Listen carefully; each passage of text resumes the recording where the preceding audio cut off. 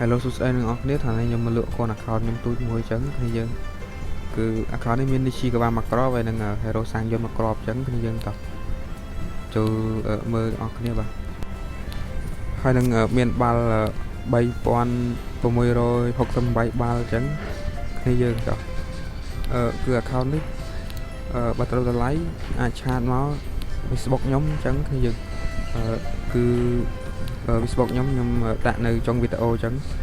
បើត្រូវតម្លៃអីអាចឆាតមកណាគេឆាតមកមុនបានមុនអញ្ចឹងគ្នាយើង account នេះបើថ្លៃបើត្រូវតម្លៃអីបើថ្លៃរៀងថ្លៃបន្តិចខ្ញុំលក់អញ្ចឹងគឺ account នេះវាមានក្របបាល់ច្រើនអញ្ចឹងបើណាគេឆាតមកមុនបានមុនអញ្ចឹងគឺខ្ញុំលក់ឲ្យមុនគេបណ្ដោយណាគេចូលទៅដល់ចំណេញហ្មងគ្នាយើងបាទមើលកន្លែងចាប់នេះជីកមាមើលចិត្តឡើង200ទៀតទេគ្នាយើង280ទៀតទេណាគេយកទៅនឹងបាននេះជីកមាអាប់បូកមួយអញ្ចឹង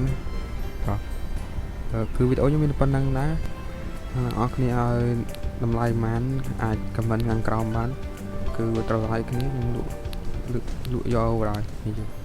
អត់ត្រូវតម្លៃអញ្ចឹងឲ្យតម្លៃរៀងថ្លៃតិចបើថយខ្ញុំលក់ទេបើរៀងថ្លៃមកម៉ោងអញ្ចឹងព្រោះ account នេះវាមានក្របបាល់ហើយមាននេះជីកវាងប៉ាឡេតមួយក្របអញ្ចឹងបាទហើយវីដេអូខ្ញុំមានប៉ុណ្ណឹងដែរចាំជួបគ្នាវីដេអូក្រោយអញ្ចឹងសូមចិត្តអ្នកនរគ្នាមួយបើខ្ញុំផងគេមកបានអ្នកនរគ្នាជួយមើលផងអញ្ចឹងគឺខ្ញុំបោះពី event ចេញថ្មីអញ្ចឹងគឺអ្នកនរគ្នាជួយមើលទៅគឺអ្នកមើលច្រើនគឺខ្ញុំនឹងធ្វើការចែកពេជ្រអ្នកនរគ្នាឲ្យម្នាក់50ពេជ្រហើយនឹង Starlight អញ្ចឹងគឺអ្នកនរគ្នាសូមពេញខ្ញុំផុសមួយបាយដែរអ្នកនរគ្នាចាំជួយមើលម្នាក់មួយផងទៅដល់ខែគឺខ្ញុំនឹងចែក Starlight ឲ្យម្នាក់មកក្របអញ្ចឹងហើយវីដេអូនេះក៏เป็นប៉ុណ្ណឹងដែរបាទជួបគ្នាវីដេអូក្រោយអញ្ចឹង